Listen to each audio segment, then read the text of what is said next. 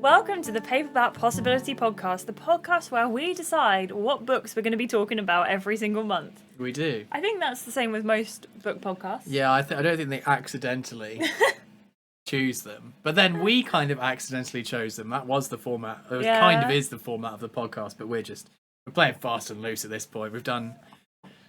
This will be the 8th episode. This will be in as many months. It'll be the 8th episode. Well, it'll be the 9th episode because we did our bonus one as well, if you remember, which was Beach Read by Emily Henry, which was very good. Very good book.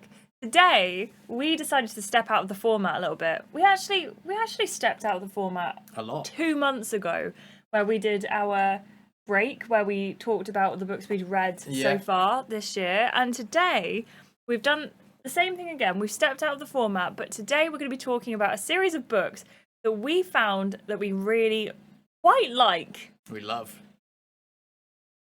Are they going to be mirrored? Oh, they are! That's clever. Wow. So these books, if you're watching on an audio-only platform, we're looking at The Housemaid, The Housemaid's Secret, and The Housemaid is Watching by Freida McFadden. I am hugely looking forward to talking about these books today. With one caveat. If you've watched the program before, or what is this called? The podcast. If you've watched the podcast before, you know that I have a terrible memory. And it usually means that we read the books, and by the time it gets to recording the podcast, I can't remember anything. And we've really pushed that to the extreme this episode. We really have, because it's been about 2 months since we've read these books. We had a bit of a funny story with these books. Alfie picked them up. We ordered a book off Vinted. You got it for me. Yeah. So we ordered a series of books off Vinted, and just like a collection. Yeah, one of the books that was in that collection was The Housemaid, and I said to you, that looks like something that you like. Yeah. So Alfie starts reading it and really likes it, and the whole time he's saying to me, "This is really good. This has just happened. This has just happened." I was really hooked. We get to about halfway through the book, and you say, I think this is really good and I think you should read it. Yeah. So I said to Alfie, yes, I think you're right. I think I should read it. Let me give it a go. Stop telling me what's happening in the book and I'll give it a read. You went away for work for a couple of nights. Yeah. The first night he was away, I picked up the book. I think you were halfway through the second one at this point. Yeah. Another thing is I liked it so much that you went out and bought me the second book. Yeah. And the whole time I thought it was going to be like an anthology series of 3 different housemaids. But it is actually a continuous through narrative of 3 separate stories with the same characters and obviously the effects that have been placed from the previous thing. So you had bought me the second book and I was thoroughly enjoying that. Yeah. And you got on to the first one.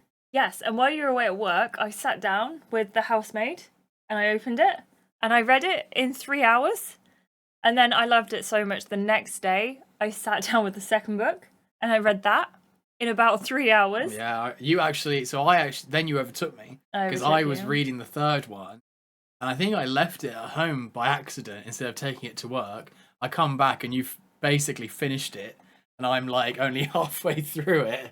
So yeah, we both found it very page-turnery. It was really digestible. We are going to go straight into talking about the book and the plot summaries and kind of giving away spoilers of the book. So do keep that in mind. If you like thrillers, if you like mystery, if you like horror aspects, it's not a horror, but there are horror aspects in the book. I highly recommend picking this up because I think you'll really enjoy it. Definitely. Especially if you like a bit more sort of unserious reading, it's just really good to pick up and read. Freida McFadden books are very good for that. Picking them up, having a read of them. You don't feel like you're wrapped into this really like Odyssey-esque narrative that it just keeps going. Yeah. There's no frills. It is what it is. It's just really bloody good. And it is. Yeah. And it is really good. So, let's talk about it. Mm-hmm. The books, I'll read you the back of the first book so you can kind of get an idea of it. This is The Housemaid by Freida McFadden. Every day I clean the Winchesters' beautiful house. I collect their daughter from school, and I cook a delicious meal for the whole family before heading up to eat alone in my tiny room on the top floor. I try to ignore how Nina Winchester makes a mess just to watch me clean it up, how she tells strange lies about her own daughter, and how her husband seems more broken every day. But it's hard not to imagine what it would be like to live Nina's life. The walk-in closet, the fancy car, the perfect husband. I only try on one of Nina's pristine white dresses once, but as soon as she finds out, and by the time I realise my bedroom door only locks from the outside, it's far too late. But the Winchesters don't know who I really am. They don't know what I'm capable of. I don't think the back does it any justice. I think that's almost on purpose, because the actual story is a bit not that. It's not really that. It is that to begin with, but it's one thing that I really loved about this book is when you're writing thrillers and you're building your plot around twists, you have to know that your reader is looking out for the twist. Yeah. And something that Freida does really well in the first two, not so much the third one, but particularly in the first two, and particularly in the first one, she does the like bait and switch twist, where it's like, this is the twist, and you thought that was the twist, but actually this is the other twist that you didn't actually see coming.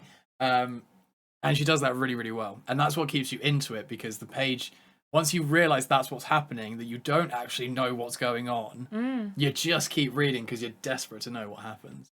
That's the thing. And I think I remember you getting to that twist in the book and turning to me and being like, oh, yeah, I cannot believe this just happened. Yeah. You didn't tell me what the twist was, because I think at this point we decided that I was in fact going to read it. Yeah. And I think one thing that we have to talk about when it comes to Freida McFadden's books, because it happens in a lot of them, not just this series. I've read a couple more since finishing the Housemaid series, and if you don't want spoilers for Freida McFadden's books, close this podcast off now, because this is a very typical thing that she uses in her literature. And that is, and I'm assuming you've closed it off if you don't want spoilers, she switches the speaker of the narrative. Yeah. And I absolutely eat it up. I think it's such a good way of doing things. I'm not going to tell you when it happens in this book, but we have the story by Millie, who is our main protagonist. She's amazing. She is the housemaid. She is the housemaid, as Alfie says. The book switches narrative, goes to a different speaker, and it closes out pretty much by switching between the two again and again and again. This book is really quite good, I think. Oh, I think it's excellent. I think I rated this a 5 out of 5. If you want to be a writer, this is how you do it. If you want to be a genre fiction writer, this is how you do it. You get your fundamentals and your basics nailed down 100%, and then you just put your sprinkle of creativity just over the top, and people eat it up. And there's the reason that genres like exist for as long as they do, and like inhabit our minds as readers as well as do, is because those tropes are really good when they're done really well. And you don't have to do anything particularly spectacular. It doesn't have to blow anyone out of the water. It doesn't have to be particularly different from anything you've ever read before. What it does have to be is good to read. And that's what Freida did with The Housemaid, and does it throughout the next two books, is she just gets the fundamentals perfect, and then she can build out from that this not really particularly unique, but this narrative that is unique to this story and memorable, because you're so engaged with it because of how she does fundamentals. Absolutely. The book surrounds Millie, who is an ex-con. Yep. This is not knowledge to the people who she is getting a job from. So she's trying really hard. She gets out of prison. She's trying really hard to find a job that would work for her. Basically where she can get a job without them knowing that she has had prior record. Yeah. Is it set in the UK or the US? It's the US, right? US, yeah. Yeah, it's in the US New book. England, I think. And she goes to this house. She's interviewed. Is she interviewed by Andrew or Nina? Interviewed by Nina. Doesn't meet Andrew until she's already got the job.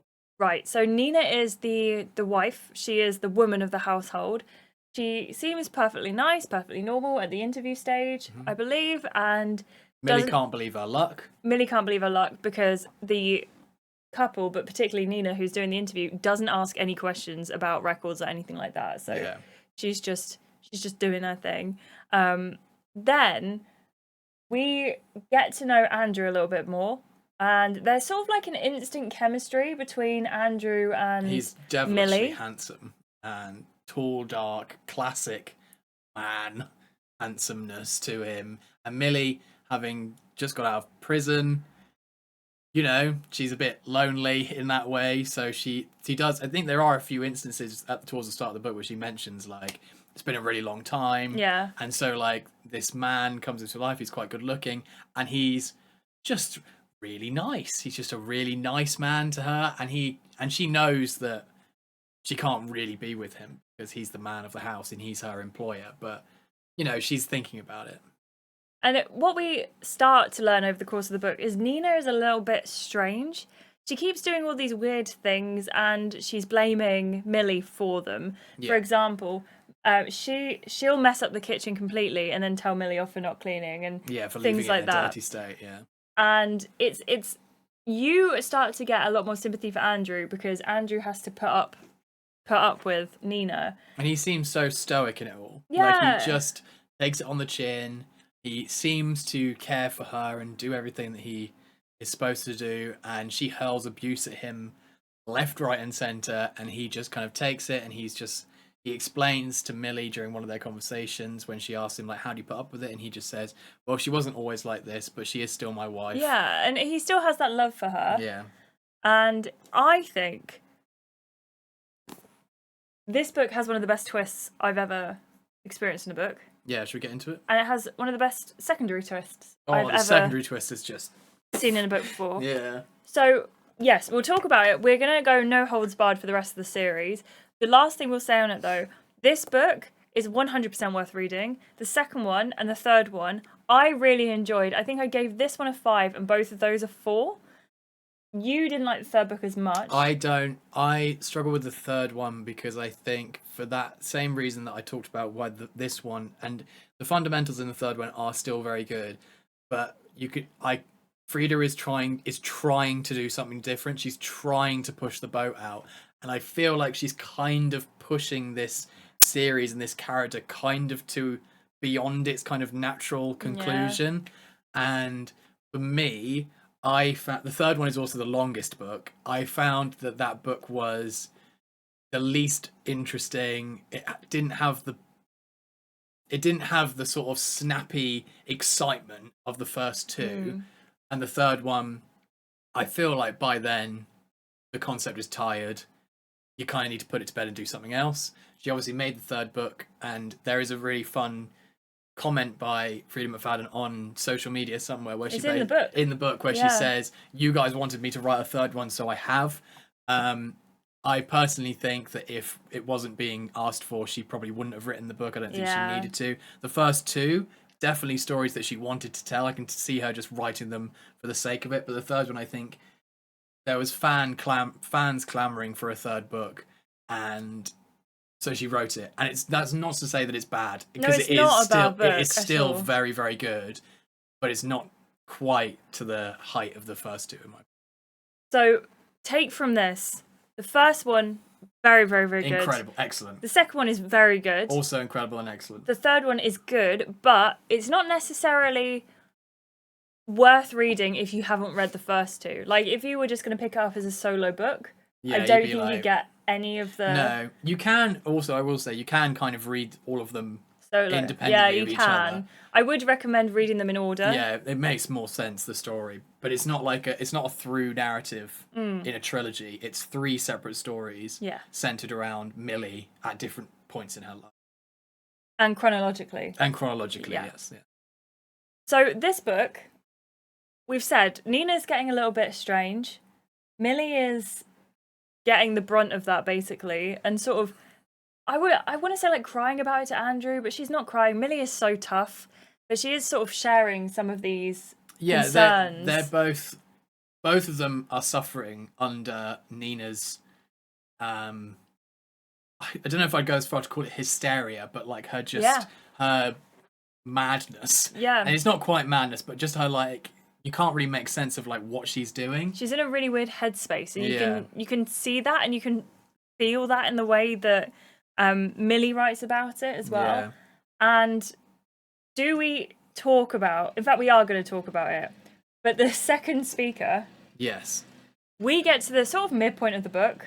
Yeah. Should we build up to like what actually happens? Yeah, you explain because you remember it a lot. Millie and Andrew, basically what happens is Andrew has tickets. He wants to take Nina out on a date to the opera. I think it's the opera or theatre or something. It's theatre, I think. It's not really important. But they're going out and Nina's asked Millie to get the tickets. Nina asks Millie to get the tickets, and then Nina ends up cancelling for some reason. I think she says she's sick or she can't go. She had something else on. She had something else on, and Andrew is like, "Oh yes." She seems to have double booked herself, and she blames Millie, and she's like, "I told you I had this thing on to this day.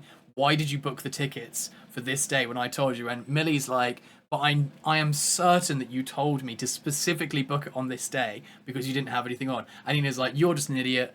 I don't care. Get out of my face." And Andrew's like, he like takes sympathy with Millie, knowing their situation together in the house with Nina, and he's like, "Look, I'm not going to blame you. I'm sure it wasn't your fault. I'm sure it's just a misunderstanding. But I've got nothing on. I've got these 2 tickets. Shall we go? And we'll just go and have a good time." Yeah. And Millie's like, "Oh, I don't know about this. I'm going out with a very attractive man that I know I'm not supposed to be attracted to." But at the same time, she's also like, "Why shouldn't I go? Yeah. Like, I have a really stressful life at the moment in this house.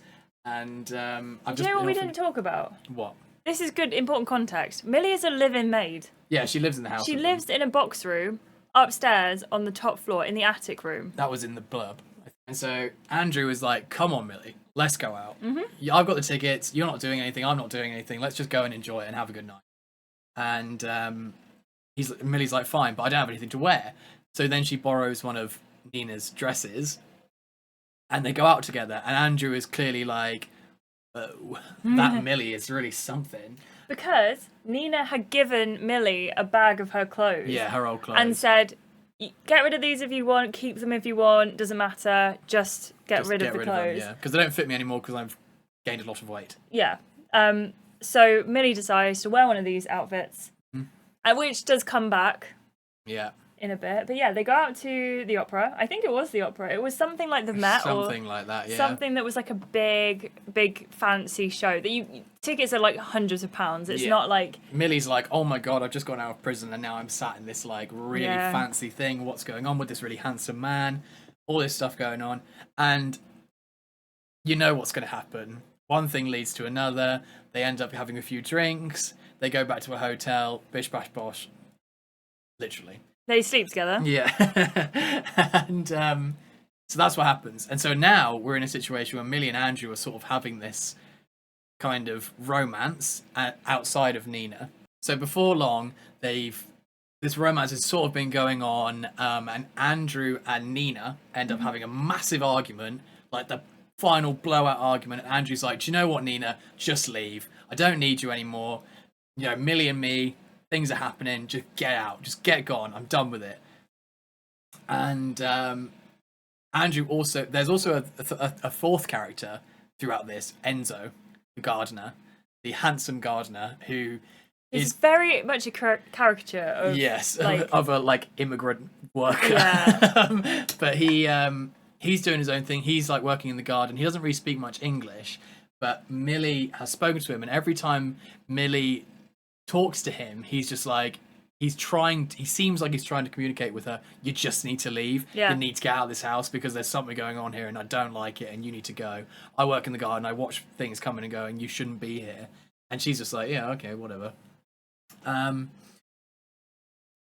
So that night, after Nina has been kicked out, Millie goes up to her bedroom and she goes in and she goes to open the door and she finds that it's locked. Yeah. Boom. Part 2, switch perspective. We're now in Nina's perspective, and Nina gives us the whole background about why everything's been happening and why she is the way she is, what Andrew really is, and oh my god, it's just so good. I remember like turning the page and it's like part 2, and I'm like, and it goes again, and it's like, Nina, how to like make your abusive husband leave you, and it's like, oh, it's so good.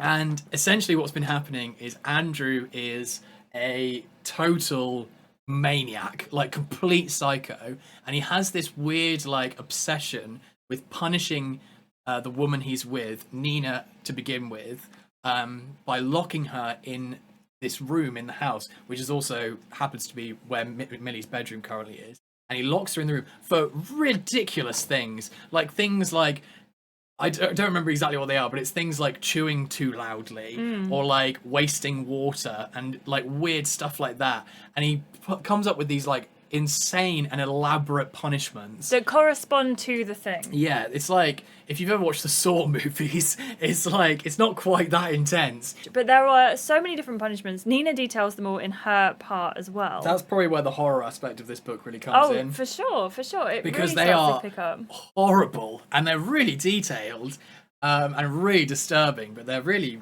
very good. Absolutely.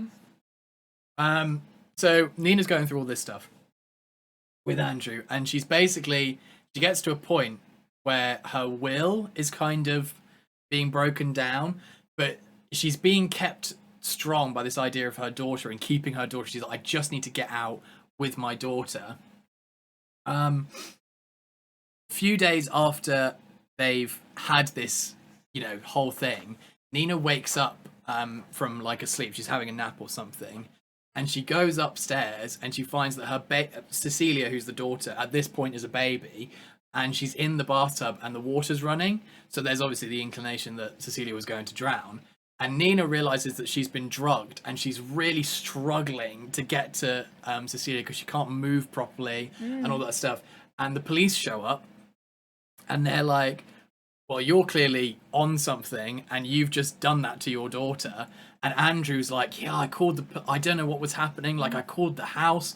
I wasn't there. I got worried. Nobody was answering. So I just called the police to come and check on my wife. And all this is happening. And I had no idea. And obviously the implication is Andrew's drugged Nina to put them in a position where Nina no longer can have full custody of Cecilia, which means that she can't leave because Cecilia needs to be in a house with Andrew. Yeah. So in order to continue to see her daughter, Nina needs to stay in the house. So Nina then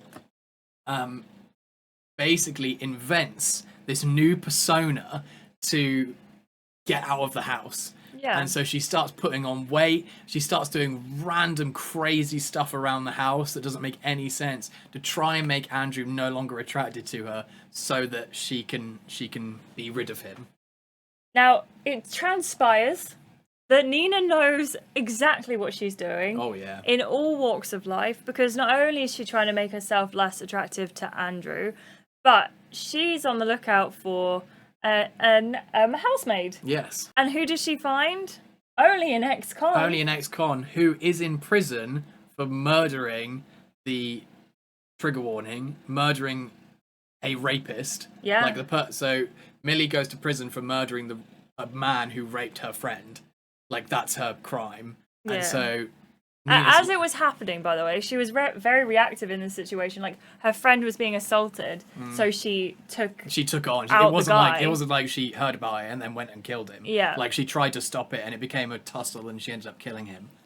And because of that, Nina's got this woman in her house who she thinks maybe if things has the strength. Yeah, if it comes to blows, like she's gonna be able to take out Andrew. Yeah. Maybe, we'll see. And this whole time, Enzo, the gardener, is saying to Millie, like, get out of the house, get out of the house, get out of the house, which is when, as you say, the perspective shifts. We've got Nina's point of view, which is just fantastic. And it fills in so many different holes, and you just absolutely don't see it coming.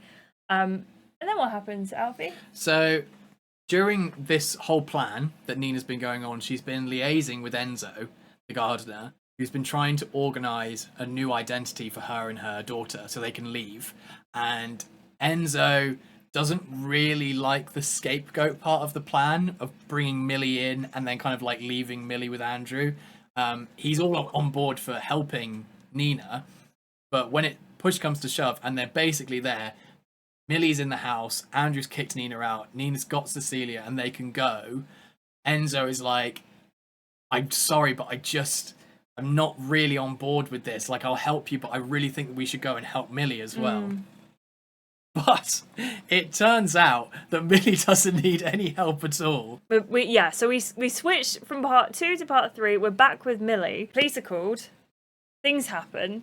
And we move on to book 2. Yeah. Now, book 2 and 3 don't have exactly the same, like, hard-hitting nature as the first one, but the second one still has a really good story. The second one's my favourite in the trilogy. And the reason I think the second one's the best one is because you take what it's kind of like the Aliens thing, where you take something that was really, really good in the first thing, and you don't just do that again in the sequel. You kind of do it again, but you put like a really crazy dramatic spin on it to make it work. In the second book, Millie is now living in New York, and in between the two books, Millie and Enzo have been like basically helping women get out of abusive relationships, and that's either through like getting them new passports, like just Millie going and working as a housemaid for them and kind of helping them understand that they can leave. And there is a suggestion that Millie has maybe killed a couple more men to help women get out of these relationships. Book 2 starts with the husband of a household, his name is Douglas, hiring Millie and gives her the tour, shows her around everything, and is like, brilliant, this is exactly what we want, this is the household that we need. There is a room down the hallway, our bedroom, don't go in that room. My wife Wendy lives in there, you know, she's sickly, don't talk to her, she doesn't want to talk to you. To just leave it. And Millie's going backwards and forwards between her apartment that she lives in and this house, her place of work, and she's cleaning every day and she's really enjoying it again. But before long, things start to get a little bit not great. Yeah. Over the course of the book, she finds herself getting closer and closer to Wendy through trying to talk through the door, trying to communicate, and finds out that she cannot escape her past. She's taken this job as a way to be like, right, it's done now. I'm skilled at being a housemaid. I'm going to do the housemaid job. And Wendy's just sort of like not going to let that go because she wants to get rid of Douglas. Mm-hmm. And it's really nice as well because this book you see Millie's home life at the same time. Yeah. So she's with Brock. She's kind of keeping in contact with Enzo, but not really because they did have their past together, but he went off to Sicily to look after his mother. Mm-hmm. And she's found contentment with Brock. She's not really happy. She's not unhappy, living their best life. And she's helping Wendy at the same time. This book is good. Mm-hmm. I'm not going to go into all the plot points for this one because, again, it's very much... Experience it for yourself, man. Yeah, definitely worth experiencing. And let us know what you think of the book in the comments as well. Like, do you think the second one is as good as the first one? You say it is. I think it's better. I think it's not quite as good, but that's because the first one was just, it hit such like a big punch. Yeah. And I think it's really hard to mimic that. But I say it's hard to mimic that. Freida McFadden does a brilliant job nonetheless. The third book is very different again. This one is like far enough in the future that we see, and if you haven't finished the second book, this is going to tell you basically exactly how it what ended. Happened, yeah. Millie is now married to Enzo because they got together at the end of the second book, and they have 2 children who are like 11 and 7. So it's they're like nearly grown. over a decade since the end of the second book. And they've moved into this neighborhood where, again, everything seems pretty good until it isn't. And you have to find Millie's story and how she's become this mother who is quite affected by trauma. Massively. And Enzo is this character who is so house proud and he's so he has so much pride in his family that he's quite blind to everything that's going on because of that. His daughter is at that age where she started to get like creepy looks from guys. Yeah. And then their son, who is the youngest, is just trying to live his best life. But the story is basically where we are so taken by Millie and Enzo's story and trying to work out who they are and who their neighbours are and everything that's going on. We do turn a bit of a blind eye to the children and don't pay them as much attention as we probably should.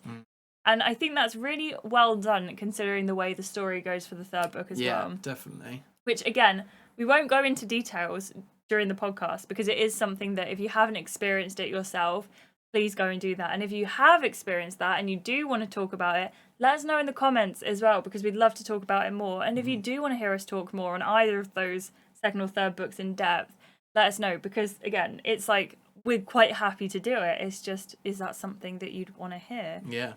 I really like all 3 books. I do too. I think Massively. they're so worth great reading. trilogy.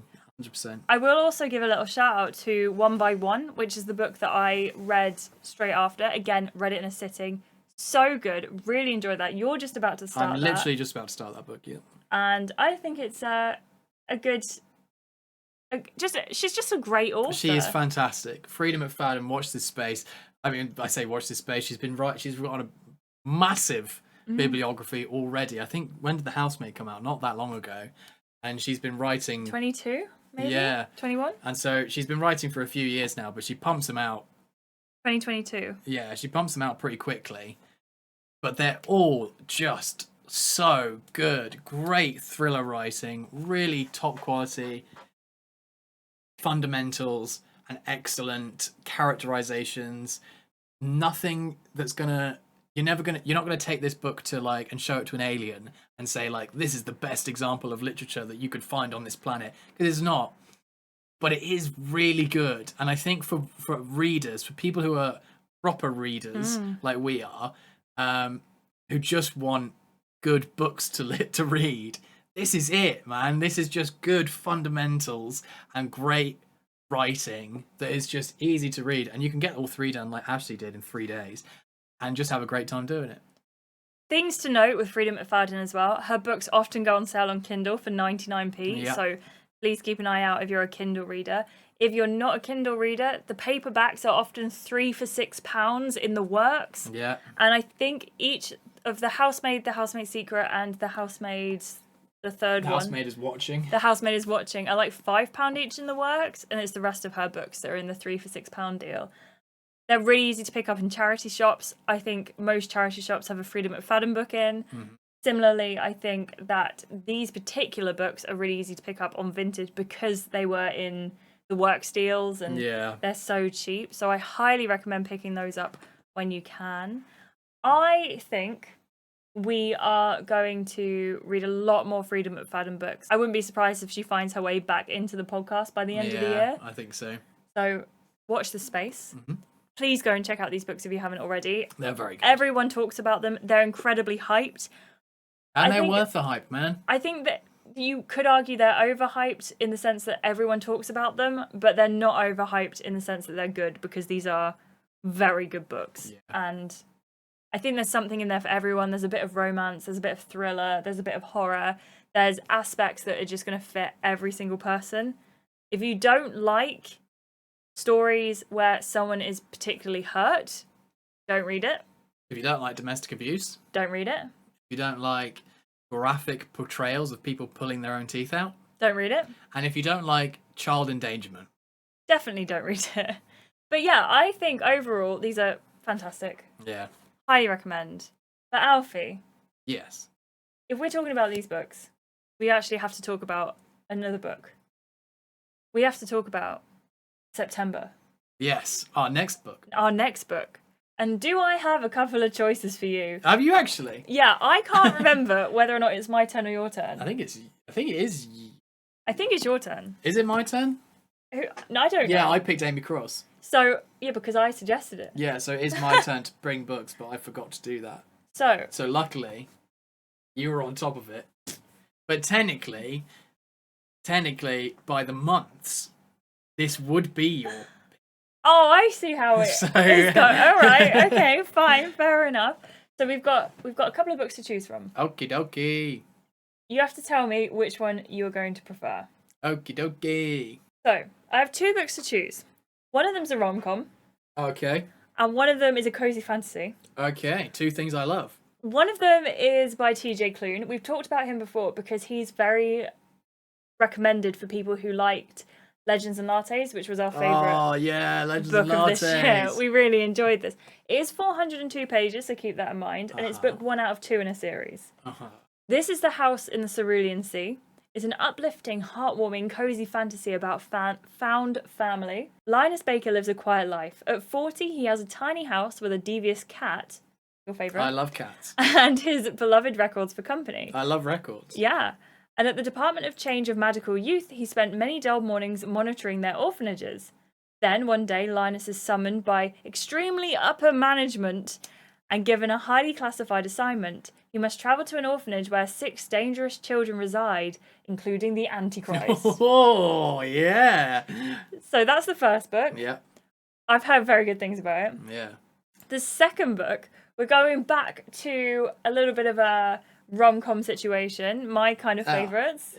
I can see the cover, and it looks like it should be an Emily Henry book. It's not an Emily Henry book. This is The Right Place by Sophia Money Coates, I want to say her name is. This is about...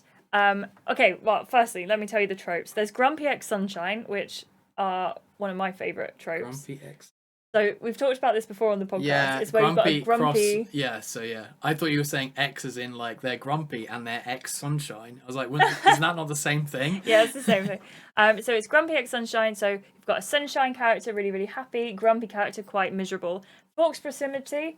So forced proximity, which is where they're forced to spend time together. And there is a celebrity romance as well. Oh, I love celebrities. So from the outside, Maggie Lemon has a perfect life. But her and her husband have been trying for a baby for 5 years and she's exhausted. She's seen countless fertility experts and followed dozens of diets and homeopathic recommendations, even given up her dream restaurant in London when doctors suggested the stress might be too much. And now her estranged aunt has died, leaving her hotel in Provence to Maggie. It's been years since Maggie visited the hotel, and there's a lot of work to be done. She knows she should sell it. But when a disgraced Hollywood actor hiding out of the hotel lends a hand, the load feels a lot lighter. Is it just the chemistry with this handsome stranger, or is it starting to feel like Maggie might finally be in the right place? So we've got 2 very, very different experiences here. Yeah. That one's 440 pages. This one's longer. That one's longer, yeah. So, but it might be reading quicker because it's obviously a romance, it's a rom-com. So it's up to you what you want to go for. TJ Klune has been highly recommended. I've never read anything by Sophia Money Coates before, but apparently it is for fans of Emily Henry. I'm at the moment reading my second Emily Henry book, so I kind of feel like I'm very up for that. That being said, I'm really interested in the Antichrist story, but I'll let you decide what you prefer. So after much deliberation, I think I'm going to pick The Right Place by Sophia Money Coates. I think that sounds like a fun thing. And to be honest, like, fantasies are a genre that is constantly something I've tried to get into but never quite been able to. But romance is a genre that I've never tried to get into, and I really, really liked that Emily Henry book that we read. So I'm thinking I'm going to listen to my brain instead of my heart here and go with the romance book, because I think I might enjoy this more. Yeah, and if you don't like it, that's fine. Then we'll talk about it on the pod. We'll talk about it. So we're going with The Right Place by Sophia Money Coates. Please feel free to pick it up and read along with us. It's 99p on Kindle. It looks like it's also available on Amazon as well, so you can get that for $11.99 if you want to add the narration as well. Yeah. I feel like we're going to have a good September. Why not? I think back in October, we're going to do a spooky book or something like that as well. So if you've got any suggestions... That's my pick. If you've got any suggestions for Alfie to pick from, please let us know in the comments, either on Spotify or YouTube. I hope you enjoyed the podcast. I hope you enjoyed it too. And I hope you enjoyed reading The Housemaid. If you have, or if you will, by Freida McFadden. This series of books is honestly super, super good. And our podcast did not do it justice, but please go and pick it up if you haven't already. You'll love it. You heard it here first. If Alfie likes it, you probably will too, because he's very hard to please. No. Thank you so much for watching, everyone. I hope you enjoyed it. From me, Ashleigh. And from me, Alfie. Have a really lovely month, and we will see you on September 22nd for The Right Place. Bye. Thank you so much, everyone, and we'll see you soon. Bye.